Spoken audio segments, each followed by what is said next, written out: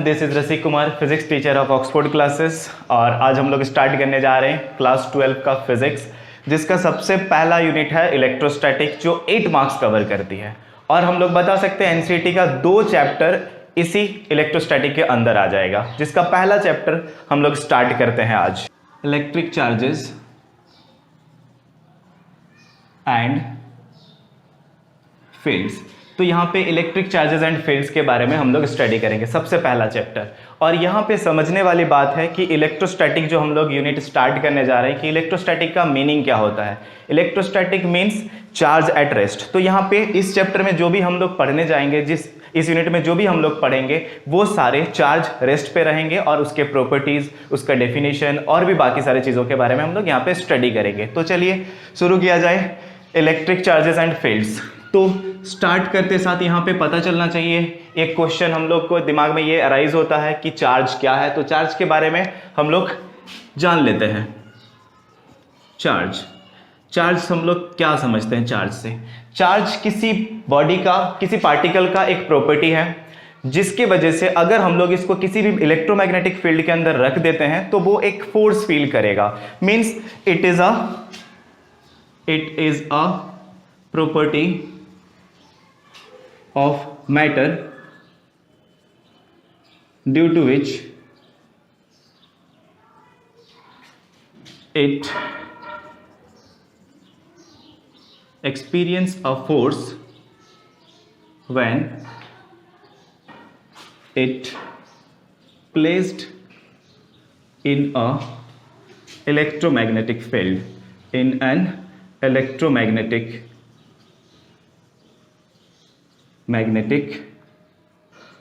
Field.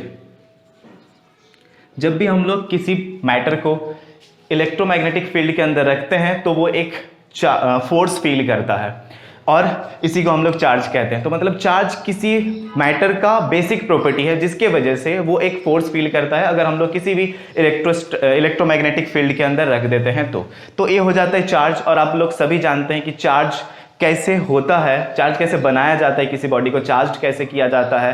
तो जैसे कि हम लोग रैबिंग कर देते हैं किसी भी एक सब्सटेंस को सिल्क क्लॉथ के साथ, जैसे कि प्लास्टिक को हम लोग सिल्क क्लॉथ के साथ रैबिंग करेंगे तो वो क्या होगा, एक पॉजिटिवली चार्ज हो जाता है और एक नेगेटिवली चार्ज हो जाता है। और होता कैसे है, जब एक बॉडी दूसरे बॉडी को इलेक्ट्रॉन ट्रांसफर कर देता है तब या तो पॉजिटिवली या तो नेगेटिवली चार्ज हो जाएगा।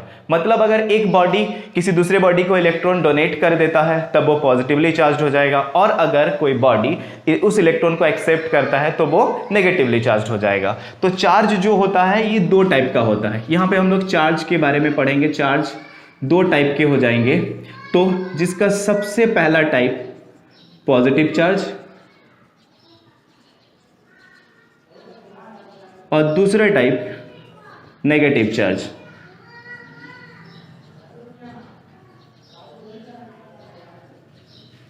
नेगेटिव चार्ज, अब इन दोनों के बारे में डिस्कस करेंगे, पॉजिटिव चार्ज और नेगेटिव चार्ज। तो ये पॉजिटिव चार्ज कोई बॉडी किस तरीके से बनता है? कोई बॉडी पॉजिटिवली चार्ज होने का मतलब जब वो इलेक्ट्रॉन डोनेट कर देता है, it forms by donating electrons.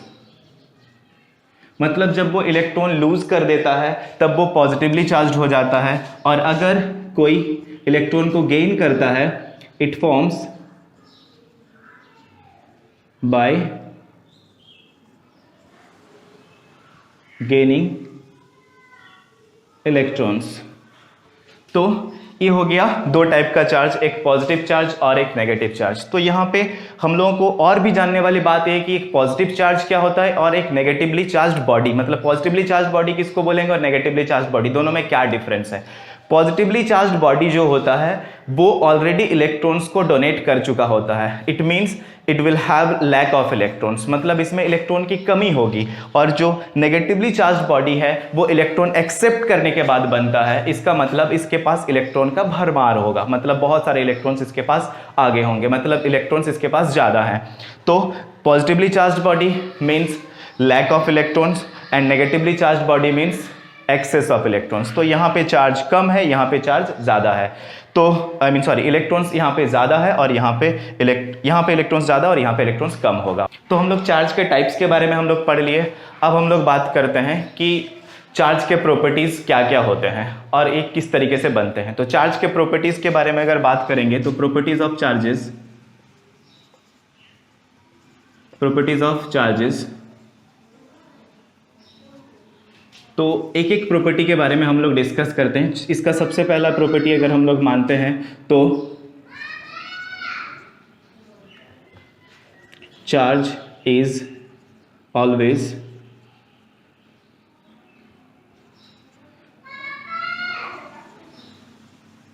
conserved in an isolated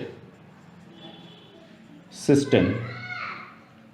अब बात यह आता है कि कंजर्व्ड मतलब क्या होता है और आइसोलेटेड सिस्टम का मतलब क्या होता है। आइसोलेटेड सिस्टम मतलब बाउंड्री के अंदर है, इसमें चार्ज बाहर नहीं जा सकता है, बाहर से चार्ज अंदर नहीं आ सकता है, मतलब इलेक्ट्रॉन्स का ट्रांसफर नहीं हो सकता है। तो हम लोग यहाँ पे स्टडी करेंगे आइसोलेटेड सिस्टम जो होता है उसका चार्ज हमेशा कंजर्व्ड रहेगा, मतलब कभी भी चेंज नहीं होगा, जितना था वैसा ही रहेगा। इसको हम लोग इस तरीके से भी समझ सकते हैं कि total charge of N isolated system is always constant. यहाँ पे चार्ज किसी भी आइसोलेटेड सिस्टम का कांस्टेंट रहता है। इसका मतलब क्या होता है, तो हम लोग यहाँ पे दो आइसोलेटेड सिस्टम का एग्जांपल लेते हैं। एक आइसोलेटेड सिस्टम है, इसमें हम लोग चार चार्ज हम लोग जितना चाहे मान सकते हैं। जैसे कि मान लीजिए यहाँ पे दो चार्ज हम लोग लेते हैं +2 और एक चार्ज लेते हैं -3 कूलम और एक लेते हैं +5 कूलम और एक लेते हैं 1 कूलम। तो इसमें 4 चार्ज है। और अगर मान लो ये जो आइसोलेटेड सिस्टम है इसमें इतने सारे चार्ज हैं और इन सारे चार्ज को एक साथ मिक्स कर देते हैं और चेक करते हैं कि इसमें क्या चेंजेस आएगा। अब बताइए यहाँ पे इतने सारे चार्ज पार्टिकल्स हैं, ये सारे चार्ज पार्टिकल्स जो हैं जब हम लोग इस पे मिक्स कर देंगे इन सबको तो कुछ ना कुछ चार्जेस में चेंजेस आ जाएगा। मान लेते हैं क्या चेंजेस आया, तो इस बॉडी का ए नाम देते हैं जो यहाँ पे आने के बाद +2 से +3 कूलम हो चुका है, और बी बॉडी जो है ए बॉडी बी, इसका चार्ज -3 से +2 हो चुका है, और ये जो बॉडी है सी ए -3 है। अब हम लोग बात करते हैं जो फोर्थ बॉडी होगा तो उसका चार्ज कितना होगा। तो इस बॉडी का चार्ज कितना होगा अगर हम लोग पता करने की कोशिश करते हैं तो मतलब ये आइसोलेटेड सिस्टम है, इसमें बहुत सारे चार्ज थे, इसको मिक्स कर दिए तो ये बन गया। इसमें बहुत सारे चेंजेस आ गए, ए में भी चार्ज चेंज आया, बी में भी आया, सी में भी आया। तो अब डी का मतलब क्या होगा, मतलब डी का वैल्यू कितना आएगा। तो इसका जो टोटल चार्ज है यहाँ पे भी टोटल चार्ज सेम होना चाहिए। तो इसका टोटल चार्ज चेक कर लेते हैं कितना है, +2 +5 +1 8 -3 तो +5 कूलम। तो इसका टोटल चार्ज हो जाता है +5 कूलम। तो अगर देखा जाए यहाँ पे तो इन सब में ये दोनों +3 -3 कैंसिल, +2 है तो टोटल चार्ज इसका +2। अगर ये +3 हो जाता है तो हम लोग बता सकते हैं कि इसका नेट चार्ज भी +5 हो जाएगा। मतलब समझिए कि इस पे जितना चार्ज था +5 कूलम, मिक्स होने के बाद भी +5 कूलम है, ये चेंज नहीं हो रहा है। मतलब ये बॉडी अगर आइसोलेटेड है तो आइसोलेटेड बॉडी का जो चार्ज है टोटल चार्ज वो हमेशा कॉन्स्टेंट रहेगा। Net charge is always constant. इसी को बोला जाता है कंजर्वेशन ऑफ चार्ज, मतलब charge is always conserved in an isolated system. तो सेकेंड प्रॉपर्टी एडिटिव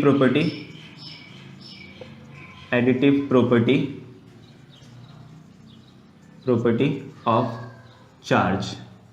तो एडिटिव प्रॉपर्टी ऑफ चार्ज क्या हो जाता है, मतलब किसी भी सिस्टम के बारे में अगर बात करें, यहाँ पे बहुत सारे चार्ज हैं तो उसका नेट चार्ज निकालने के लिए हम लोग सारे चार्ज को एल्जेब्रिकली ऐड कर सकते हैं। So to find the net charge of a body we can algebraically add all the charges in it. So to find net charge of a body is equal to the algebraic sum of all the charges.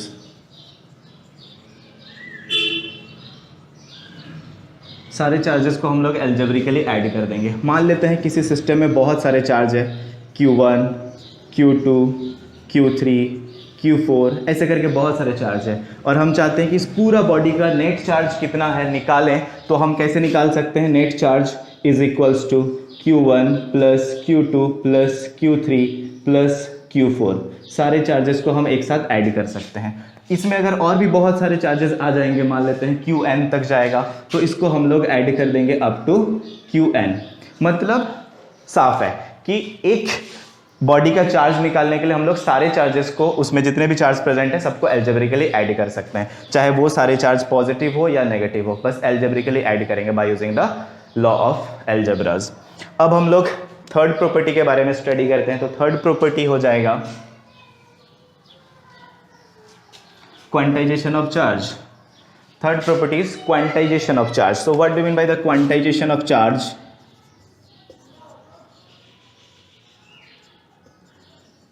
Quantization of charge, charge जो होता है वो हमेशा quantized quantity होता है। What do you mean by the quantized quantity? Quantized quantity का मतलब होता है वो हमेशा फुल सिंगल रहेगा, या फिर बोल सकते हैं कि वो गोटा रहेगा, जो सिंपल लैंग्वेज में बोला जा सकता है। उसको उसका हाफ नहीं ले सकते, 1/3 नहीं ले सकते, 1/4 नहीं ले सकते। मतलब या तो 1 होगा, 2 होगा, 3 होगा, 4 होगा, कोई पर्टिकुलर नंबर होगा, वो कभी भी छोटा मोटा नहीं हो सकता, उससे कम नहीं हो सकता यूनिट जो है। तो यहाँ पे बात कर सकते हैं कि ये हमेशा चार्ज, क्वांटाइजेशन ऑफ चार्ज मतलब नेट चार्ज और the charge of a body is always is the integral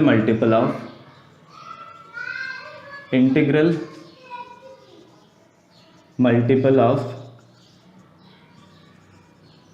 charge on one electron. पता ही होगा एक इलेक्ट्रॉन का चार्ज कितना होता है, और हम लोग जानते हैं कि कोई बॉडी में चार्ज इलेक्ट्रॉन की वजह से ही चेंज होता है। इलेक्ट्रॉन अगर डोनेट कर देता है तो वो पॉजिटिवली चार्ज हो जाता है, और इलेक्ट्रॉन अगर गेन कर लेता है तो वो नेगेटिवली चार्ज हो जाता है। तो यहाँ पे हम लोग बात करेंगे कि एक इलेक्ट्रॉन का चार्ज कितना होता है। एक इलेक्ट्रॉन का चार्ज हो जाता है 1.6 × 10⁻⁻19 कूलम। तो ये हो जाता है एक इलेक्ट्रॉन का चार्ज। तो जरा इसमें हम लोग बात करते हैं कि एक बॉडी दूसरे बॉडी को कितना चार्ज ट्रांसफर कर सकता है। मतलब अगर उसने एक इलेक्ट्रॉन ट्रांसफर कर दिया, एक बॉडी दूसरे बॉडी को, ए मान लेते हैं, बी को ट्रांसफर कर दिया एक इलेक्ट्रॉन, तो उस टोटल चार्ज कितना ट्रांसफर किया? 1 × E, मतलब 1 × 1.6 × 10⁻⁻19 कूलम। मतलब इसका चार्ज हो जाएगा 10⁻⁻19 कूलम। अगर मान लेते हैं ये 2 इलेक्ट्रॉन ट्रांसफर करता है तो कितना चार्ज हो जाएगा? 2 × 1.6 × 10⁻⁻19 कूलम। तो मतलब समझिए कि क्या बताया जा रहा है। अगर एक इलेक्ट्रॉन ट्रांसफर करता है तो 1.6 × 10⁻⁻19 कूलम होगा। अगर 2 इलेक्ट्रॉन ट्रांसफर करता है तो उसका चार्ज कितना ट्रांसफर हो रहा है? Total 2 × 1.6 × 10⁻⁻19 coulomb. तो समझने वाली बात यह है कि यहाँ पे या तो 1 होगा, या तो 2 × होगा, या तो 3 × होगा, या तो 4 × होगा, हाफ कभी नहीं होगा। क्यों हाफ क्यों नहीं हो सकता? क्योंकि electron is the most fundamental particle sorry. तो फंडामेंटल पार्टिकल मतलब क्या है? Basic particle. उसको और छोटा हम लोग नहीं कर सकते। अब अगर इलेक्ट्रॉन को छोटा नहीं कर सकते तो उसका चार्ज को भी हम लोग छोटा नहीं कर सकते। तो अगर एक इलेक्ट्रॉन भी ट्रांसफर होता है तो मिनिमम एक इलेक्ट्रॉन ही हम लोग ट्रांसफर कर सकते हैं। तो अगर एक इलेक्ट्रॉन ट्रांसफर होता है तो टोटल चार्ज कितना ट्रांसफर होगा? 1.6 × 10⁻⁻19 कूलम। और ऐसे 2, 3, 4 जितना भी ट्रांसफर करते जाएगा उतना हम लोग मल्टीप्लाई करते जाएंगे उसका वैल्यू के साथ। तो इलेक्ट्रॉन का चार्ज इतना हो जाता है। जनरली इलेक्ट्रॉन का चार्ज ये हम मैग्नीट्यूड लिए हुए हैं क्योंकि ये नेगेटिव में रहता है। तो इसका मतलब क्या है कि जो टोटल चार्ज है Q, that will be in the form of N × E and plus minus का मतलब ये पॉजिटिव भी हो सकता है, नेगेटिव भी हो सकता है। और N क्या है? यहाँ पे इंटीजर, N हो जाएगा इंटीजर। तो इंटीजर अगर हम लिखते हैं तो पॉजिटिव नेगेटिव तो आ ही जा रहा है, तो नहीं भी लिखेंगे तो चलेगा। बट n × E का मतलब क्या है? E के मल्टीपल में होना चाहिए हमेशा। तो 1.6 × 10⁻⁻19 कूलम होगा या फिर उसी के मल्टीपल में रहेगा। तो ये हो जाता है क्वांटाइजेशन ऑफ चार्ज। क्लियर? तो हम लोग नेक्स्ट प्रॉपर्टी स्टार्ट करते हैं चार्ज के।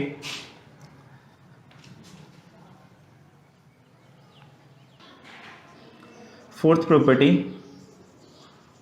चार्ज जो होता है वो वेलोसिटी के ऊपर डिपेंड नहीं करता है, मतलब चार्ज वेलोसिटी के साथ चेंज नहीं हो जाता है। सो चार्ज इज नॉट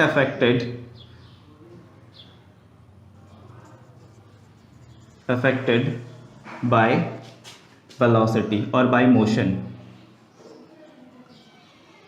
मतलब अगर बात किया जाए कि अगर उसको मोशन पे ले आते हैं तो उसका चार्ज बदल जाएगा क्या? नहीं, चार्ज कभी भी बदलता नहीं है। चार्ज अगर उसका चार्ज 2 कूलम है तो वो हमेशा 2 कूलम ही रहेगा, वो कभी नहीं बदलेगा, चाहे हम लोग उसका स्पीड बढ़ा दें कम कर दें, मतलब वेलोसिटी के साथ वो चेंज कभी नहीं होने वाला।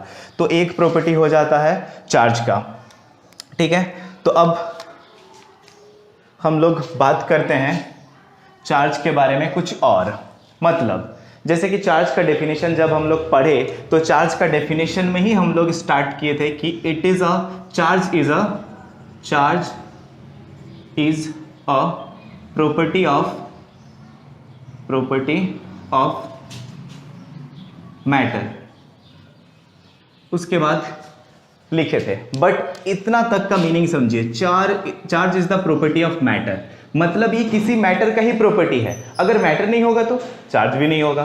तो मतलब अगर मैटर है तो चार्ज है, अगर मैटर नहीं है तो चार्ज भी नहीं होगा। मतलब मैटर मतलब हो जाता है अगर कोई पार्टिकल है तो उसका मास भी होगा, तो मास के साथ ही हमेशा आता है चार्ज। अगर मास नहीं तो चार्ज नहीं। तो हम लोग यहां पे लिख सकते हैं कि charge always comes with mass, मतलब चार्ज हमेशा मास के साथ ही आता है। मतलब अगर चार्ज ट्रांसफर करना है तो उसमें इलेक्ट्रॉन ट्रांसफर होगा, और इलेक्ट्रॉन का कुछ तो मास होता है तो मास भी ट्रांसफर हो जाएगा। तो बिना मास का चार्ज ट्रांसफर हम लोग नहीं कर सकते। चलिए, लगे हाथों हम लोगों का जैसे ही आ गया मास और चार्ज का रिलेशन, तो चार्ज और मास के बारे में डिफरेंसेस भी पढ़ लेते हैं। तो चार्ज और मास में क्या डिफरेंस होता है वो हम लोग स्टडी करते हैं। सबसे पहले चार्ज और मास, चार्ज के बारे में हमने पढ़ लिया कि चार्ज क्या होता है, चार्ज, और यहाँ हम लोग मास के बारे में स्टडी करेंगे। सबसे पहला डिफरेंस चार्ज का और मास का यहाँ पे बता सकते हैं। चार्ज जो होता है it can be positive and negative. Charge के बारे में पहले ही पढ़े, इसका 2 टाइप होता है, या तो पॉजिटिव चार्ज या तो negative charge. Charge may be positive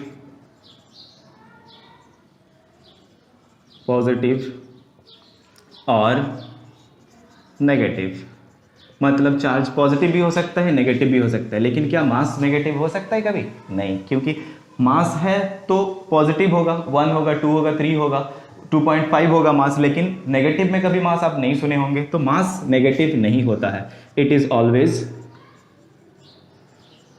always positive, ये हमेशा पॉजिटिव होता है। तो ये एक मेजर डिफरेंस हो जाता है। चार्ज पॉजिटिव नेगेटिव दोनों हो सकता है, लेकिन मास हमेशा पॉजिटिव होता है। तो एक डिफरेंस हुआ। सेकंड डिफरेंस हम लोग बता सकते हैं, सेकंड डिफरेंस हो जाएगा कि charge does not depend on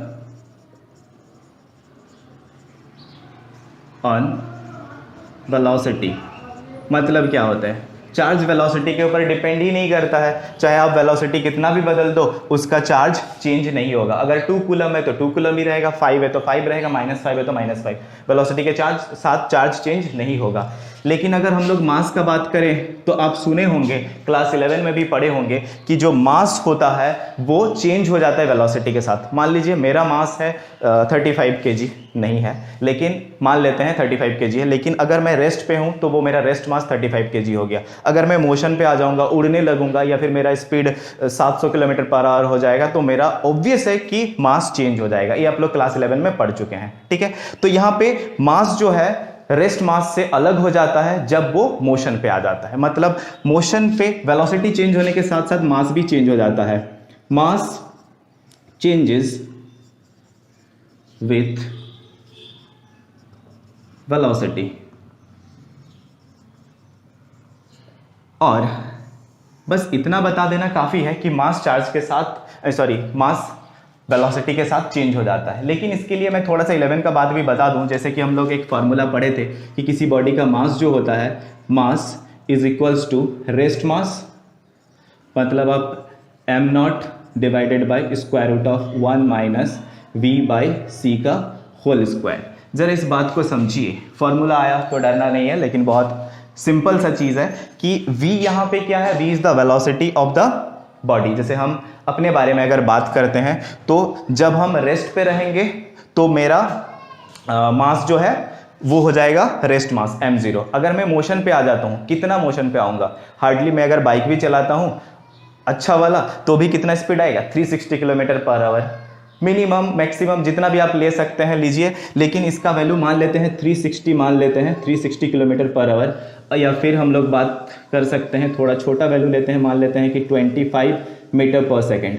ये भी कम वैल्यू नहीं होता है। अगर मेरा स्पीड 25 मीटर पर सेकेंड है और लाइट का स्पीड तो आपको पता ही होगा 3 × 10⁸ मीटर पर सेकेंड हो जाता है। तो ज़रा सोचिए ये 25 और ये 3 × 10⁸ कितना बड़ा है। एक छोटा सा 25 को इतना बड़ा नंबर से डिवाइड कर दे रहे हैं तो वो क्या होगा, और छोटा हो जाएगा। तो इसका वैल्यू बहुत ही छोटा है। अब सोचिए इस छोटा वैल्यू को स्क्वायर कर रहे हैं हम लोग, मतलब v/c का जो वैल्यू है उसको स्क्वायर कर दे रहे हैं तो और ज़्यादा छोटा हो जाएगा। तो क्या हम मान सकते हैं कि वो वैल्यू 0 के बहुत करीब है, 0 नहीं है बट 0 के बहुत करीब है। तो अब मान लेते हैं कि वो वैल्यू 0 है, उतना छोटा हो गया तो हम उसको 0 मान लेंगे। तो अगर मान लीजिए ये छोटा हो जाता है तो m0 by square root of 1 minus 0, तो इसका वैल्यू कितना हो जाएगा, m0 के बराबर हो जाएगा। मतलब मेरा जो मास है रेस्ट मास के बराबर हो जाएगा अगर मेरा वेलोसिटी कम है, छोटा मोटा है। लेकिन अगर मान लो मैं लाइट के स्पीड के जैसा मूव करने लगूं या लाइट से भी ज़्यादा स्पीड से मूव करने लगूंगा, लाइट के स्पीड से भी ज़्यादा मूव करने लगूंगा तो क्या हो जाएगा, ये जो वैल्यू है v/c का वैल्यू वो बहुत ज़्यादा हो जाएगा। मतलब कुछ कंपेरेटिव वैल्यू आएगा जिसको हम लोग सोच सकते हैं कि 1 से उसको माइनस करने से कुछ ना कुछ वैल्यू देगा। मान लेते हैं वो 1.5 दे रहा होगा, 0.5 दे रहा होगा, कुछ तो वैल्यू दे रहा है और उसको m0 को अगर उस वैल्यू से डिवाइड कर देंगे तो चेंज हो जाएगा टोटल मास का वैल्यू। मतलब आप क्या समझे कि वेलोसिटी के साथ मास चेंज हो जा रहा है।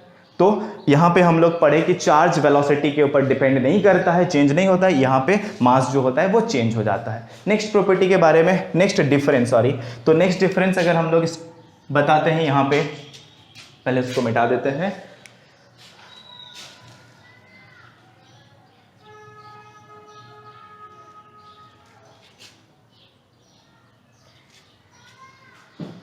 जब हम लोग पढ़े चार्ज के बारे में, थर्ड डिफरेंस अगर बताएंगे तो चार्ज इज क्वांटाइज्ड क्वांटिटी। याद करिए क्या था चार्ज, क्वांटाइज्ड क्वांटिटी का मतलब क्या होता है, charge is a quantized quantity, मतलब इसका वैल्यू जो है वो या तो E के बराबर होगा 1.6 × 10⁻⁻19 कूलम के आसपास उतना होगा, या तो उसके मल्टीपल में होगा, उससे छोटा नहीं होगा। मतलब और हम लोग तोड़ नहीं सकते, गोटा रहेगा पूरा, कहने का मतलब। तो मतलब समझिए कि चार्ज क्वांटाइज्ड क्वांटिटी होता है लेकिन मास क्वांटाइज्ड क्वांटिटी नहीं है। मास को आप कितना छोटा पार्ट में भी डिवाइड कर सकते हैं, ठीक है। तो मास क्वांटाइज्ड क्वांटिटी नहीं होगा, it is non quantized quantity, it is non quantized.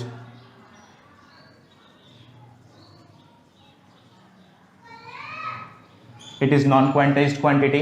तो एक डिफरेंस हो गया, ये हो गया हमारा थर्ड डिफरेंस चार्ज और मास के बारे में। तो इस तरीके से बहुत सारे डिफरेंस हम लोग चार्ज और मास के बारे में कर सकते हैं। और सबसे बड़ा डिफरेंस तो हम लोग पढ़े भी थे, उसको एक बार रिवाइज कर लेते हैं। क्या था कि चार्ज जो है बिना मास का एग्जिस्ट ही नहीं करता, ये हम लोग थोड़ा देर पहले डिस्कस किए। वो क्या था, charge can not exist without mass. मतलब बिना मास का चार्ज एग्जिस्ट ही नहीं कर सकता। बट अगर हम लोग चार्ज के बारे में बात करें, मास के बारे में बात करें, तो मास कैन एग्जिस्ट विदाउट चार्ज। मतलब समझिए कि अगर एक बॉडी है तो इसका चार्ज कुछ भी नहीं है, मान लेते हैं न्यूट्रल बॉडी है, लेकिन इसका कुछ तो मास होगा, तो बिना चार्ज का मास एग्जिस्ट कर रहा है, लेकिन बिना मास का चार्ज एग्जिस्ट नहीं करेगा। तो ये था कुछ डिफरेंसेस चार्ज और मास के बारे में। नेक्स्ट हम लोग स्टार्ट करने जा रहे हैं चार्ज के कुछ और चार्ज के बारे में कुछ और स्टडी करेंगे, वो हो जाएगा चार्ज अगर किसी बॉडी में है तो आप कैसे बता सकते हैं कि वो बॉडी चार्ज्ड है कि नहीं है। अगर उसमें चार्ज है तो वो पॉजिटिव है कि नेगेटिव है, आप कैसे पता लगा सकते हैं। तो इसके बारे में डिस्कस नहीं करेंगे तो हम लोगों को पता भी नहीं चलेगा। जबकि एक क्वांटिटी है तो ऑब्वियसली उसका मेजरमेंट के बारे में भी पढ़ना चाहिए कि कैसे हम लोग उसको मेजर कर सकते हैं। तो चार्ज अगर हम लोगों को पता करना है कि चार्ज है कि नहीं है, अगर मान लीजिए चार्ज है तो वो उसका नेचर कैसा होगा, पॉजिटिव होगा कि नेगेटिव होगा। तो इसके लिए हम लोगों को जानना पड़ेगा इलेक्ट्रोस्कोप के बारे में। सो व्हाट इज इलेक्ट्रोस्कोप, ये आप लोग जूनियर क्लासेस में भी पढ़ चुके हैं इलेक्ट्रोस्कोप के बारे में, जो हम लोगों को ये बताता है कि किसी बॉडी में चार्ज है कि नहीं है, और अगर है तो उसका नेचर कैसा है, पॉजिटिव चार्ज है कि नेगेटिव चार्ज है, वो पता लगाना है। तो हम इन शॉर्ट इसको समझाने की कोशिश करते हैं, थोड़ा सा रिवाइज हो जाएगा और हो सकता है बहुत लोग भूल भी गए होंगे, हो ही जाता है। तो देखते हैं इलेक्ट्रोस्कोप। इलेक्ट्रोस्कोप क्या है? It is a device used to detect the presence of charge और नेचर ऑफ चार्ज। मतलब कि किसी बॉडी में चार्ज है कि नहीं है, किसी बॉडी में चार्ज है कि नहीं है, तो वो पता लगाने के लिए भी हम लोगों को इलेक्ट्रोस्कोप हेल्पफुल होगा। और अगर चार्ज है तो वो पॉजिटिव है कि नेगेटिव है, वो भी पता लगा सकते हैं इलेक्ट्रोस्कोप से। तो ये इलेक्ट्रोस्कोप जो होता है वो एक डिवाइस है। ये आप लोग गोल्ड लीफ इलेक्ट्रोस्कोप के बारे में सुने होंगे इस नाम से, गोल्ड लीफ इलेक्ट्रोस्कोप। तो गोल्ड लीफ इलेक्ट्रोस्कोप क्या होता है उसके बारे में हम लोग थोड़ा सा शॉर्ट में स्टडी करेंगे। तो एक आइसोलेटेड कंटेनर ले लेते हैं जहां पे ये एक कंडक्टर है। समझते होंगे कंडक्टर क्या होता है, जो चार्ज को पास करने के लिए हेल्प करता है, मतलब जो चार्ज को पास होने दे देता है। तो यहाँ से चार्ज ट्रांसफ़र हो सकता है। तो अब यहाँ पे दो गोल्ड लीफ है, तो मैं मान लेता हूँ ये जो दोनों गोल्ड लीफ में ये वाला gold leaf already positively charged है और यहाँ पे कोई भी कनेक्शन नहीं है। तो जो भी इसके पास हम लोग चार्ज को लेके आएंगे, जो भी चार्ज को इसके पास लेके आएंगे, मतलब चार्ज बॉडी को इसके पास लेके आएंगे, या फिर चार्ज है कि नहीं ये पता नहीं, बट इसको इसके पास लेके आएंगे या फिर इसको टच करवा देंगे, तो क्या होगा, ये चार्ज यहाँ पे ट्रांसफ़र हो जाएगा। तो मान लेते हैं हम एक बॉडी को लेके आए और इसको टच करवा दिए। टच करवाना मान लेते हैं कि इसमें चार्ज क्या है नहीं पता है, बट यहाँ पे जो भी चार्ज था वो चार्ज यहाँ पे आ गया, ठीक है। और मान लेते हैं कि ये जो है दोनों गोल्ड लीफ ये जैसा है वैसा रह गया, वो ना रिपेल किया ना अट्रैक्ट किया, मतलब ना यहाँ पे अट्रैक्शन हो रहा है ना रिपल्सन हो रहा है। मतलब कि चार्ज का प्रॉपर्टी जो पहले भी पता ही होगा क्या होता है, जैसे कि लाइक चार्ज जो होता है वो रिपेल करता है, पॉजिटिव रिपेल करेगा, नेगेटिव को रिपेल करेगा। लेकिन अगर अनलाइक चार्ज हो जाता है, पॉजिटिव नेगेटिव या नेगेटिव पॉजिटिव एक दूसरे को रिपेल करेंगे, अट्रैक्ट करेंगे। मतलब क्या होता है, अगर मान लीजिए यहाँ पे कोई भी टाइप का चार्ज है और वो यहाँ पे आ जाता है और यहाँ पे कोई डिफ्लेक्शन देखने को नहीं मिला, मतलब इसके पास कोई चार्ज नहीं आया। क्यों कोई चार्ज नहीं आया? अगर कुछ चार्ज आता, अगर पॉजिटिव आता तो रिपल्सन होता, अगर नेगेटिव आता तो पॉजिटिव नेगेटिव के बीच में अट्रैक्शन होता, लेकिन हो क्या रहा है, कुछ भी नहीं हो रहा है, मतलब इस बॉडी में चार्ज नहीं है।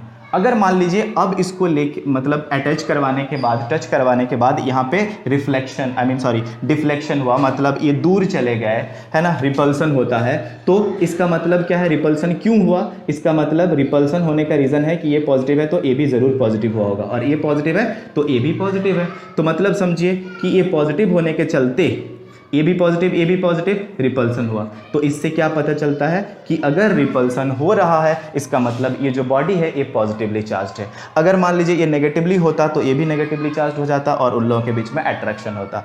तो पॉजिटिव चार्ज है कि नेगेटिव चार्ज है वो भी हम लोग इस इलेक्ट्रोस्कोप से पता लगा सकते हैं, और चार्ज है कि नहीं वो भी हम लोग इसी इलेक्ट्रोस्कोप से पता लगा सकते हैं। तो ये हो गया शॉर्टकट तरीके से इलेक्ट्रोस्कोप के बारे में हम लोग समझ गए। अब हम लोग बात करते हैं कि गोल्ड लीफ इलेक्ट्रोस्कोप से चार्ज का क्वांटिटी पता नहीं चलेगा कि कितना चार्ज है, लेकिन है कि नहीं है चार्ज वो पता लगा सकते हैं। अगर है तो उसका नेचर के बारे में भी हम लोग पता लगा सकते हैं। Method of charging.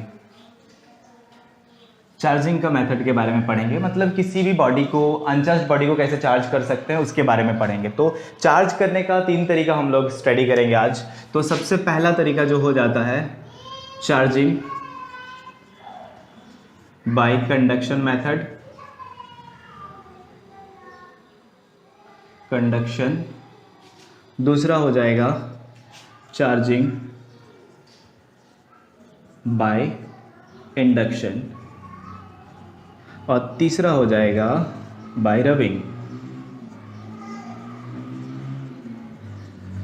ये जो रबिंग वाला बात है, रब करके भी हम लोग चार्ज कर सकते हैं, ये हम लास्ट में इसीलिए लिखे कि ये सबसे सिंपल तरीका है, आप बचपन से पढ़ते हुए आ रहे हैं। अभी अभी थोड़ा देर पहले हमने एक एग्जांपल दिया था रब करके चार्ज करने का, तो इसके बारे में हम लोग डिस्कस नहीं करेंगे, बट लिख दिए क्योंकि ये जानना ज़रूरी है कि ये भी एक मेथड है चार्ज करने का। तो सबसे पहले स्टार्ट करते हैं चार्जिंग बाय द कंडक्शन। तो चार्जिंग बाय कंडक्शन का मीनिंग क्या होता है? एक अनचार्ज्ड बॉडी को चार्ज करना है अगर दूसरे चार्ज्ड बॉडी के हेल्प से और टच करके हो, मतलब अगर कोई एक अनचार्ज बॉडी को दूसरे चार्ज बॉडी से टच करा दें और ये अनचार्ज बॉडी चार्ज हो जाए, तो उस मेथड को बोलेंगे कंडक्शन मेथड ऑफ चार्जिंग। तो कंडक्शन मेथड ऑफ चार्जिंग हम लोग स्टार्ट करते हैं। क्या होता है कि किस तरीके से हम लोग चार्ज कर सकते हैं किसी भी बॉडी को by the method of conduction. तो कंडक्शन मेथड ऑफ चार्जिंग। तो यहाँ पे आप क्या समझे कि चार्ज करने का तरीका कंडक्शन मेथड से कि बिना टच किए नहीं हो सकता है। तो चार्ज करना है तो बॉडी को टच करना पड़ेगा। मान लेते हैं एक अनचार्ज्ड बॉडी है और एक चार्ज्ड बॉडी है, एक चार्ज्ड बॉडी मान लेते हैं, और इस अनचार्ज्ड बॉडी को चार्ज करना है इस चार्ज्ड बॉडी के हेल्प से। इसमें कोई भी चार्ज नहीं है, ये मान लेते हैं पॉजिटिवली चार्ज्ड है। तो ज़रा सोचिए, ये अगर पॉजिटिवली चार्ज्ड है, इसका मतलब क्या है? ए से बी को चार्ज ट्रांसफ़र करने किस तरीके से? ये पॉजिटिवली चार्ज मतलब लैक ऑफ इलेक्ट्रॉन्स, यहाँ पे इलेक्ट्रॉन्स की कमी है तभी ये पॉजिटिवली चार्ज है, और यहाँ पे इलेक्ट्रॉन की कमी नहीं है मतलब बैलेंस्ड है। तो अब क्या होगा, इसको इलेक्ट्रॉन की ज़रूरत है तो वो इलेक्ट्रॉन को अट्रैक्ट करने की कोशिश करेगा। इसको टच किया हुआ है मतलब इलेक्ट्रॉन को अट्रैक्ट कर लेगा। यहाँ से एक इलेक्ट्रॉन इसको डोनेट कर दिया, मतलब एक इलेक्ट्रॉन आ गया, मतलब नेगेटिव इसके पास आ गया और ये खुद पॉजिटिवली चार्ज हो जाएगा। फिर मान लेते हैं एक और इलेक्ट्रॉन इसने डोनेट कर दिया तो नेगेटिव इधर आ जाएगा और एक खुद पॉजिटिवली चार्ज हो जाएगा। इसी तरीके से एक एक करते करते जब सारे इलेक्ट्रॉन ये ट्रांसफ़र कर देगा, मतलब इलेक्ट्रॉन को ट्रांसफ़र करते जाएगा, तो धीरे धीरे ये पॉजिटिवली चार्ज हो जाएगा और ये अनचार्ज होता जाएगा। अनचार्ज कहने का मतलब क्या है? देखिए, एक पॉजिटिव है एक नेगेटिव है, तो एक दोनों कैंसिल होकर न्यूट्रल, ये दोनों कैंसिल होकर न्यूट्रल, ये भी न्यूट्रल ये भी न्यूट्रल, मतलब ये धीरे धीरे न्यूट्रल होता जाएगा और ये धीरे धीरे चार्ज होता जाएगा। एक तरीका कंडक्शन मेथड से चार्ज करने का, ठीक है। अब इस तरीके से डेफिनेशन तो बता ही दिए हैं, तो अब खाली बस तरीका समझना था। तो जो समझ रहे होंगे, क्या बताएंगे कि when a body will be placed in contact with the other charge body is placed with the other non charged, या फिर बोल सकते हैं uncharged body, then what will happen, the electron will be transferred from the uncharged body to the charged body. Positively charge body है इसीलिए इधर आ जाएगा, and it will be neutralized, धीरे धीरे न्यूट्रल होता जाएगा और ये पॉजिटिवली चार्ज होते जाएगा। तो इस तरीके से हम लोग चार्ज कर सकते हैं, और ये टच करके हुआ इसीलिए कंडक्शन मेथड ऑफ चार्जिंग। अब बात करते हैं इंडक्शन मेथड ऑफ चार्जिंग, कि इंडक्शन से कैसे चार्ज किया जा सकता है। Induction method of charging, induction method of charging, induction मतलब बिना टच किए चार्ज करना किसी भी बॉडी को। चलिए, एक बुक में एग्जाम्पल दिया गया, आई मीन एनसीईआरटी बुक में है, तो उसी को हम यहाँ पे बता देते हैं ताकि वो वाला पार्ट भी समझ में आ जाए। दो बॉडी मान लेते हैं यहाँ पे है और ये आइसोलेटेड स्टैंड के साथ लगा हुआ है। ये एनसीईआरटी के बुक में आपको दिख जाएगा, ये इंसुलेटेड स्टैंड के ऊपर लगा हुआ है और दोनों ही अनचार्ज है, यहाँ पे कोई भी चार्ज नहीं है।